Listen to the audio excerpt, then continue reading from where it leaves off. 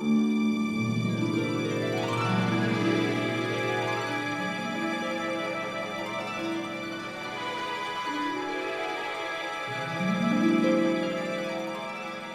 Fredrik and I'm the filmmaker.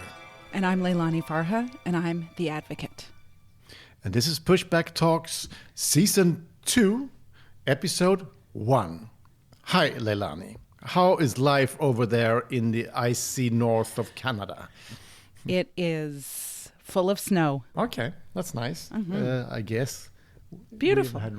We had rain, so there's nothing left of snow here in Malmö, Sweden, where we don't hardly have anything. But we had like almost 2 weeks of winter, which I think is exactly what we need and not more. So it's fine. But now it's almost, we haven't been on this for a while. What happened? We took a nice long break. Yeah. So it's been, you've been relaxing? I have. By the end of 2020, like probably everyone, I was exhausted, completely exhausted. I mean, made worse by all of the work demand on me because of the pandemic and the relationship between the pandemic and housing. So I took a nice long break and I read and cooked a lot, watched some films, hung out with my dog, Bean. How about you? I've been trying to work. I'm trying to develop a new project, but it's almost impossible because I cannot travel. And if I can't travel, I can't film. And then I can't develop an idea. I can't even finance a new idea because every funder, which are normally would be broadcasters or film institutes, they want to see material. Of course. So if I can't shoot, I can't develop. So I sit and read a lot. I try to talk to people. But my ideas, you worked with me. You see that many of my ideas happens where when I'm out meeting people. As the project evolves, for sure, and as you're talking, and I know this life is pretty crazy. The non-contact, I mean, what did we spend our time doing so much? Walking in cities. It's one of my favorite things to do, cities that I don't know, and just walking and walking and walking. And yeah, and I think professionally we need to meet people because it's the stories from people that are really interesting. Of course, I think now we are not, we work a lot anyway because the push is still being shown in so many places. I mean, I've been out just talked to housing people in Liverpool, and they are going to use push in the campaign now for the local elections coming up now in May. So and we showed a film. You and I and Saskia Sasson were in a panel for the Social Democratic group in the European Parliament. So we were in the panel with Mayor Ada Colau, Mayor Medina from Barcelona, Mayor Medina from Lisbon, the Uppsala mayor, the mayor of Brussels, and also Frans Timmermans, the vice president of the European Commission, which is like one of the top politicians of Europe. So it's cool. And Frans Timmermans said millions of people in Europe should see Push. And I think we need to follow up on that with him. We made 26 episodes last year. Yeah. It's a lot. It's a lot. And now I'm going to play little quiz for you. Okay. You have to help us. Who are we listening to here? We are so under siege right now. We're so under siege that somehow it's hard to even dream of what the world should look like. Blackstone have once again been up to their dirty tricks and started plowing millions of dollars into Prop 21. If rent control didn't matter, you wouldn't have some of the largest corporations on the planet donating so much money to stop it. Housing is something that affects not just the most vulnerable, but increasingly a majority of the population. Politics is not only fighting against concrete, bad situations, but also to change the philosophy of what should be the real estate issue. Half of the people who live in cities are losing ground in one way or another. It is a serious moment in our history. It's not a great moment. So some sounds and noises from our Pushback Talks, and the music were actually the opening of my film Big Boys Gone Bananas. Ah, right. I love the music. Yeah, so I think I got them. I'm not so sure about the third one, but the first one was definitely Aaron Glantz, author of Homewreckers, now a good friend of mine. The second one, who lives in San Francisco, the second one was Renee, whose last name I can't remember. Moya. Moya, thank you. Renee Moya, also from California, but further south. The third one, I think, was Jaime Palomares. Yes. From Barcelona. So that was the one I wasn't 100% sure. It was a short clip. The fourth one, I think, was Florian Schmidt, the city councillor from Berlin. And, of course, the last one is too easy because it's Saskia Sassen, professor extraordinaire and accomplice in this work that we do. Cool. So it's almost 5 points. Let's call it 4.5 points. So it's a good. I mean, it's still morning in Canada, so it's. Yeah. I think you're fine. So this is what these are some of the guests we have, and I think we should, in this new season, we should have even more guests. And welcome to our listeners to send us suggestions and for people we should book in. And if you have suggestions, think about also helping us to get in contact with people, because we don't have a staff, and we have a lot of other work to do. So please help us if you want people to be on our show. But we made 26. One of our episodes got the most listeners of all. And that was the one about an oat milk company being bought up by the biggest hedge fund in the world, Blackstone. And we were really angry about it. You said Blackstone buying Oatly is making your work harder, more uphill. So it's been a big debate. And now, there's just been Super Bowl in the US. And Oatly, They had an ad. Let's listen to the Oatly ad from Super Bowl. Wow, no cow. No, wow, no cow. No, wow. So is this, my question to you, is this an ad for oat milk? Well, I think they think it is. Because the guy sitting there singing... Is the owner, of Oatly? It's the CEO, Tony Peterson, who's also a guy I know. I would say friend, but we might not be friends anymore. But for me, I read it as like this. This is Oatly selling for $5.6 million, because that's what it costs to be on the Super Bowl spot. Mm-hmm. $5.6 million for 30 sec. It's selling Tony Peterson, the CEO, to the business of America. And they're supposedly doing an IPO. So it's I heard that. now in May. So Oatly is going to be a public company on Wall Street. And of course, so they're selling the CEO. So this is not about oat milk. Right. This is about bringing in money to the owners of Oatly, because I read that they think, the business people, Bloomberg read that they think that Oatly might be worth $10 billion when they do this IPO. And of course, I think that's why Blackstone has been so important for Oatly, is because they are really good at pumping up values. And this is what we see happening now. It's nothing about, saving the planet or anything. This is a story about making their own owners richer. That's that's interesting. That's very cynical. I mean, I think you're right.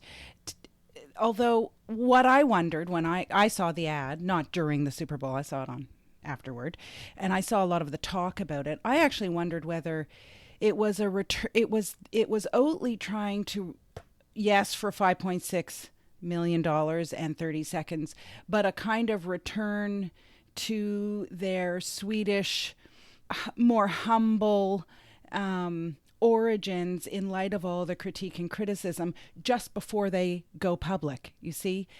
I wondered if that's what was going on, because they could have had, I mean, people were saying they could have had Natalie Portman and all the other famous people who apparently have invested in Oatly on that commercial. They could have done some high-end commercial. Instead, they did this low-end, humble, kind of horrible singing, you know.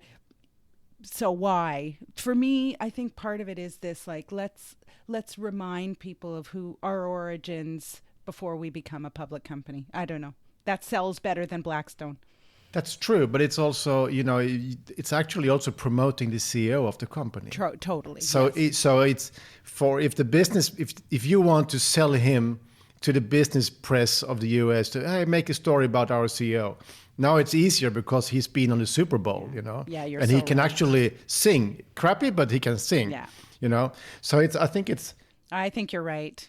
And that will, and I could see on the Twitter flow that people say, oh, now I need to buy shares in Oatly. This is going to be good, you know. So it already had that effect. Oatly, we love you, but we have a problem with you, Oatly. A big we one. We I have still a have a problem. big problem with Oatly. Yeah. Yeah. And you saw it. Do you remember? I found out that my local favorite cafe, that when it opens, I'm there. It's where I've written every op-ed that I've ever written at this cafe. They're using Oatly oat milk. And I said something to them and they knew the whole story. And they said it was a bottom line issue for them. It was cheaper than the other oat milk. I mean, devastating for me. And half a year ago, I would have been proud of course, them having Oatly on your local I shop. would have loved it, right? Yeah. A little bit of Sweden in my hometown. You know, it's not only Oatly, Blackstone who entered into Oatly. Before, there was also a Chinese company entering. Oh, right. So they're really big now on the Chinese market. And all Starbucks in China have Oatly. Really? I didn't know that. Wow. Yeah. So it's of course it's becoming a very big brand, and that will make the initial owners stinking rich. Yeah. And to me, they're lost. They can soon buy their first yacht, or maybe they already have. I don't know. Let's move on. So what's cooking? What's cooking? What are we going to talk about this season 2? Let's line up some interesting stuff going on. Yeah, I think we need to. And my feeling is, now that I've rested and I'm back at work, my feeling is this pandemic is going on and on and on, and it's bad news almost all of the time. Even with the vaccine came the bad news of these variants and all this stuff. And so this podcast, this place, I think, needs to be a place of positivity. Why not? Optimism. Because I've noticed even in this nightmare situation that we're in, so much cool stuff is going on, challenging, or as we say, pushing back against financialization and all of the stuff that's going on in cities around the world. So I think that should be our emphasis, is trying to highlight cool people, cool things, making change.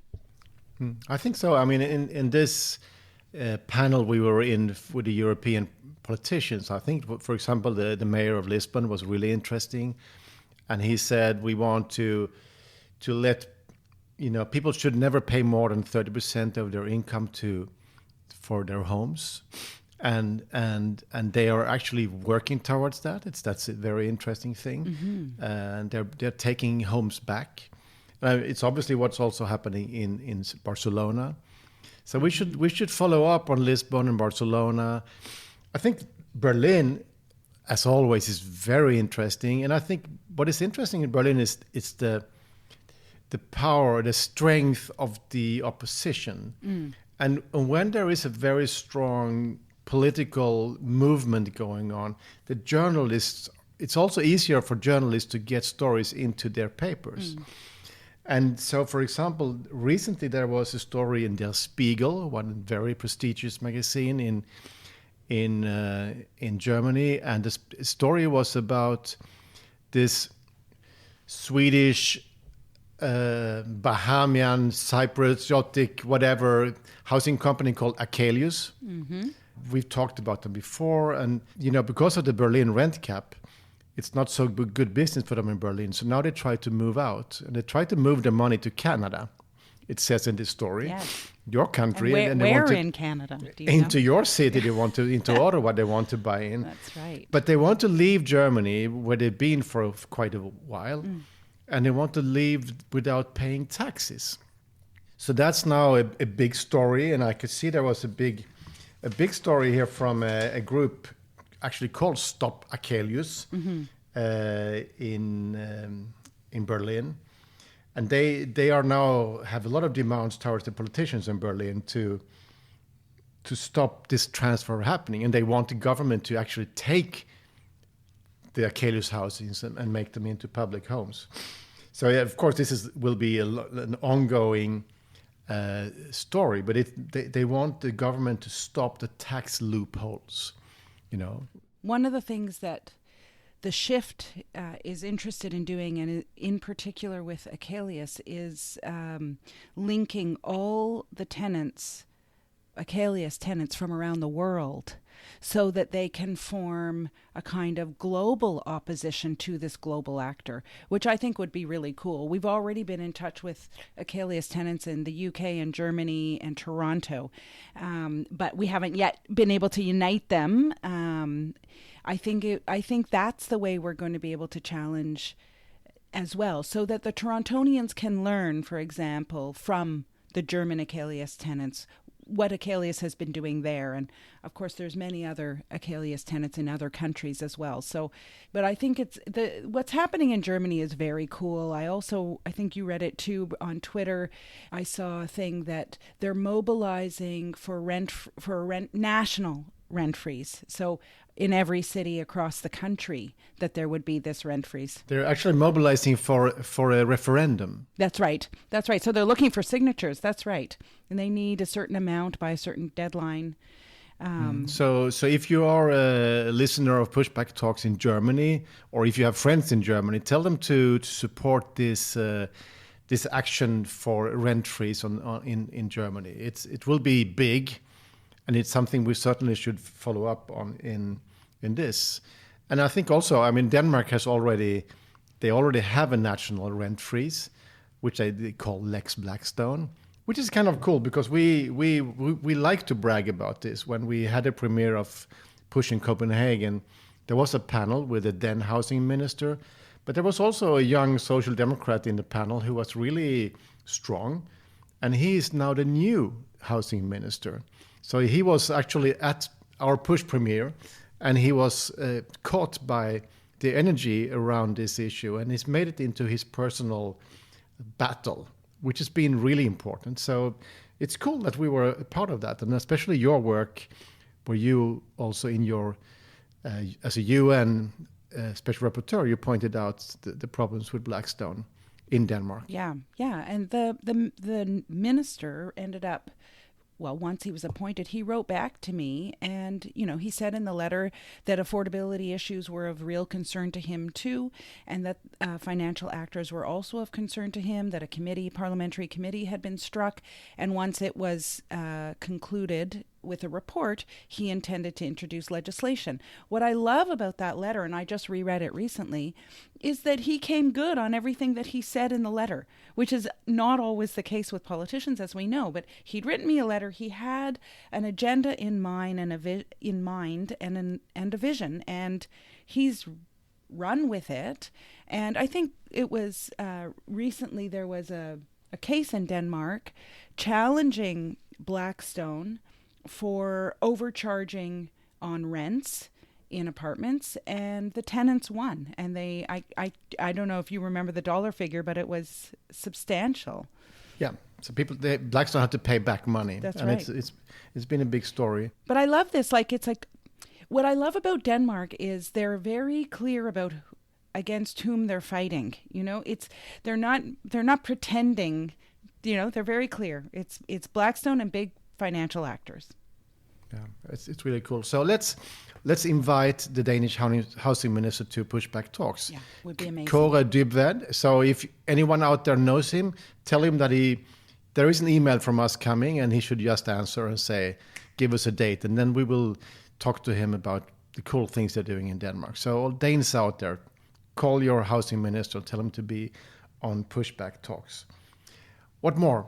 Leilani? More. There was big news out of Europe and the European Parliament where basically the European countries in the Union recommitted to recognizing housing as a human right and committed to ending homelessness by 2030 or taking steps to end homelessness by 2030. This is a huge and important step by the European Union. I mean, we need leadership, and we need unified leadership on this issue. And thanks to a member of the European Parliament from the Netherlands, Kim, whose last name now I can't remember, and I'm sorry, Kim. She's amazing. She's a force. And I've worked pretty closely with her. She wrote a really important report that got traction and that was undeniable in its truths around the importance of housing and the crisis that Europe is facing. So pretty cool. It is cool. And it's I think that this showing we had for the European Social Democratic Group, it is cool. I mean, we are happy to show the film for any political tendency in any country. So it's not about being a part of something, but it's cool when influential politicians watch the film and then they suddenly start to use your language, Leilani. Well, they start to use my language, but Push, the film, has had a huge impact and is continuing to have a huge impact. It's I'm finding it quite amazing. I mean, the film just has so much traction and relevance right now. People are really looking to it and then turning to their own community, watching the film and then turning to their own communities to say, hey, what about this film applies to my reality here? And then they're using it to mobilize. It's amazing. On the parliamentary front, I received an email from a member of the Green Party of Canada. We only have, I think, 2 members of parliament from the Green Party in this country, maybe 3 now. And Paul Manley, his name is, and he's drafted a motion that he wants to put forward, or maybe he's already put it forward, I don't know, to Parliament, calling attention to the financialization of housing and demanding that Parliament do something about it.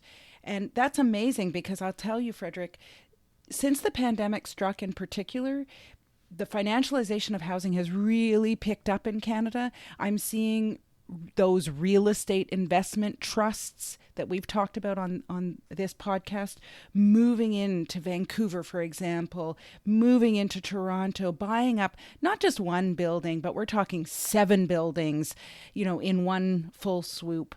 And we know what that means. That means more unaffordability. It means pushing people out of their places. So this motion is amazing that this Green Party member has put forward. We've said it before, but it's a strange thing. That the stock market, the financial sector, is doing so fine, while a lot of the population, a lot of companies are under extreme stress because of the lockdown and so on. And the billionaires of the United States, they became 25% richer 2020. Yes. If you already have 10 billion, you now have 50 billion. It's like it's obscene, and that means that the income gap is growing, the inequality gap is growing. And I think what you see with these RITs going in, moving and buying more and more, it's because they have so much money. Absolutely. They're sitting on shitloads of money. Yeah. And I think every elected official in any country should say, okay, this is dangerous. Mm-hmm. Because At the same time, the cities are losing power, and the only power politics has is legislation, and that's to push these forces back. First of all, I was reading the Financial Times on the weekend, and I read a story about real estate in San Francisco. Now, you and I know from our own personal experiences there how crazy expensive San Francisco is. It is one of the most unaffordable cities in which to live in terms of housing costs in the world. And since the pandemic, as you said, the millionaires and billionaires have just made more and more money. And so there's a huge amount of purchasing going on at that ultra uber high level, millions and millions of dollars for a condo in the sky sort of thing. Meanwhile, they say, oh, but it's not so bad because rents have come down a little bit in San Francisco. But rents have come down by, 2% or something, which still doesn't make them affordable. And people's incomes have come down much more than 2% during the pandemic. So, it's just, it's frightening to me that the growth in inequality that continues to happen through real estate, and still there isn't enough attention on that issue in my opinion. I also read, and I forgot that they use this term about all this money being used for real estate. In the real estate world, they call it the Great Wall of Money. Isn't that a great expression? The Great Wall of Money. And there's a lot of it. It is, and it's obviously a little bit, it's not so well distributed. It's like it sits on a very few hands. Even if there is some middle class that feels that they're in the game, they can also, because if you have some savings and put them into the stock market, you can also be part of the vibe. Yeah. But remember, to all of you that think you can outsmart the system, they always sit on more information. They know when to move out and how to move on and so on. Yeah. And I think I was in a call the other day with, in a conference. It was UN Habitat based out of Norway. And I said something about the pandemic. They asked me about that. And I said, what we talk about in PUSH is the effects of the 2008 financial crisis. And, 2008, Blackstone entered into the housing market in 2012. So that's 4 years later. So we should basically look 2020, 2024. So it's probably there's a moment where all the aid money, the aid packages that are now pumping out money into this to save the financial system, when that money ends, and the real effect of this crisis will happen. That's absolutely absolutely that's the right. moment. That's and there was a professor saying, yes, I fear exactly the same. So what we could then say from our pushback perspective is that, okay, so now it's time to get organized. Now it's time to talk about how to prevent the guys who already have too much to grab even more. And this is a political struggle that we all have to be aware about. I think that's right, Fredrik. I think now is the moment to really be focused on, okay, how do we prevent that from happening again? And we know that what this is related to is debt and cheap debt. That's what these guys, private equity, pension funds, et cetera, prey on, right? Because that's where the deal is to be made. So, for example, that Great Wall of Money that I was talking about, you see dips in the Great Wall of Money when there isn't as much money around is to be spent on this stuff is when there isn't as much cheap debt around. So we know this cheap debt is coming because we know people are suffering economically and they will foreclose on their homes, as you say, after the recovery dollars have been spent and when they dry up. So I think you're absolutely right. There needs to be mobilization now. I was really happy to see that there's a conference going on intended for those in the pension fund world, and they included on their agenda a discussion about pension fund money going into residential real estate, and they're showing clips of Push the film to the audience, and the audience is those involved in pension funds and investment for pension funds on behalf of pension funds. So that's a really good move. I mean, a few years ago we wouldn't have seen that. So again, thanks to Push moves people in that direction to really start questioning. That's cool. I didn't know. I didn't know who were asking for these clips because there's so much going on. It's but that's very cool. cool. Wow, cool. Because I really think that there is a new frontier coming up, and that is the financial market. Demanding for ethical and more ethical finance market. And we have had this long story of divesting bad stuff. I mean, the Church of England started, maybe 30 years ago, divesting the arms industry. And then there was a move towards divesting coal, fracking, bad oil, and I mean, now even at all, carbon fuel.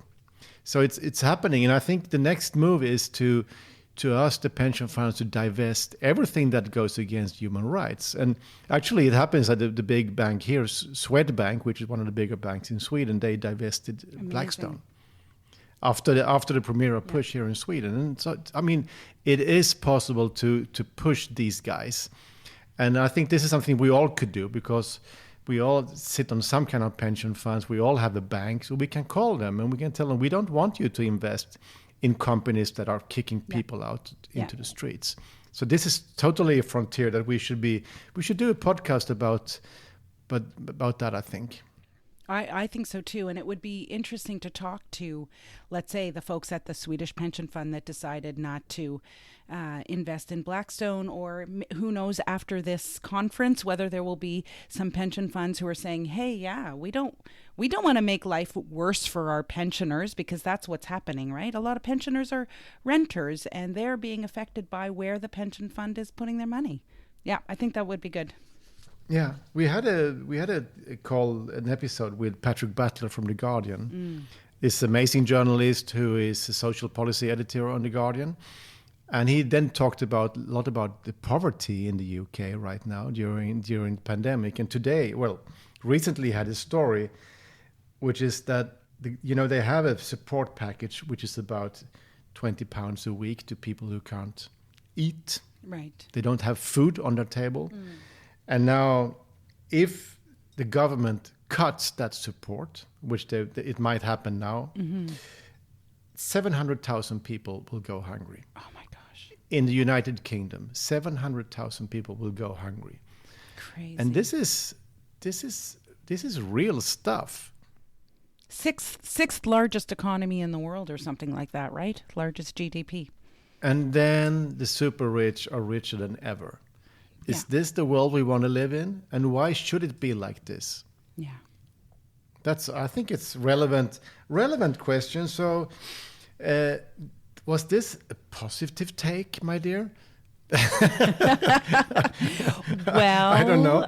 I can tell you, we have a screening coming up in the country of Luxembourg at the beautiful Cinematheque in the city of Luxembourg, where actually I have been there.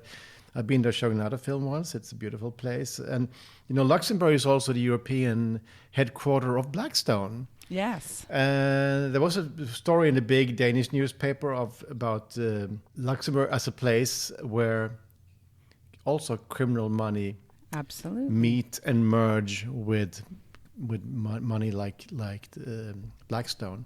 So this is the criminal money being mixed into this kind of investing force that is buying up houses. I mean, if Blackstone owns your house, it might be a pension fund coming, but it could also be refugee smugglers. It could also be cocaine dealers. We don't know.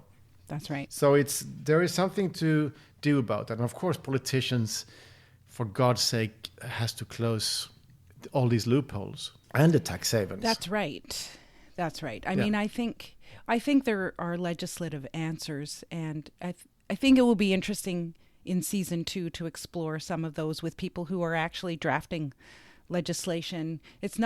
Sometimes it's not legislators who draft legislation, it's NGOs and community faith-based groups that do the first draft of the legislation that then gets legs and traction. So I think it would be interesting to talk a little bit more about that. I keep getting stuff sent my way, and that's one of my big projects for 2021 is to write a set of directives, human rights directives, that could be translated into legislation to guide governments on how to deal with the beast, the monster.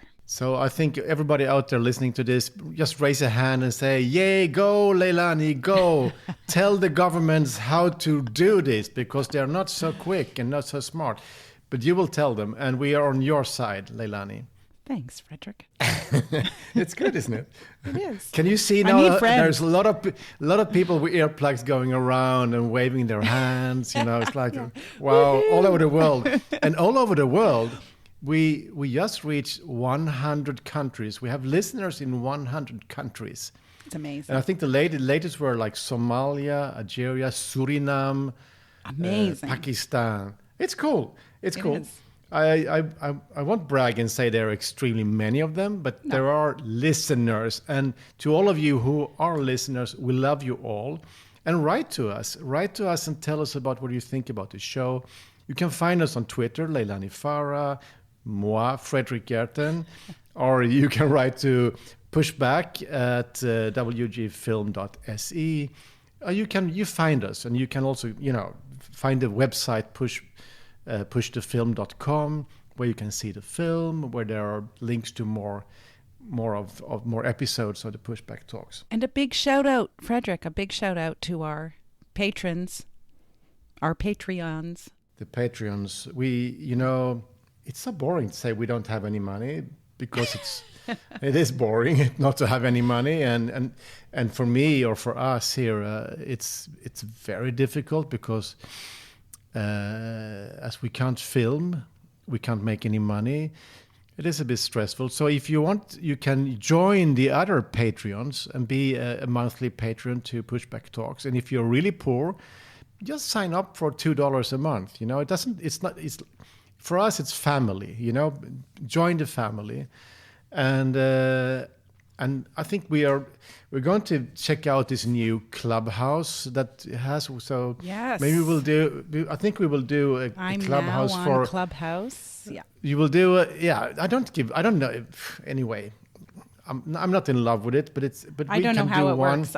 It's new for me, completely new. We can at least do one, and we can check it out and let everybody who loves Pushback Talks come and talk to us and give us ideas on how to continue this work.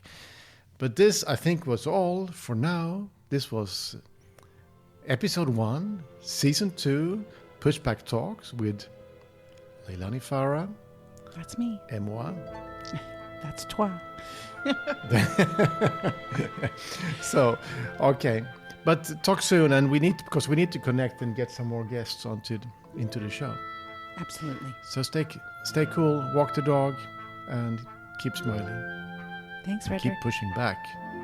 Bye. You too. Pushback Talks is produced by WG Film. To watch Push, visit pushthefilm.com. You can also support us by becoming a Patreon at patreon.com/pushbacktalks. Thank you so much for listening, and we'll see you again next week.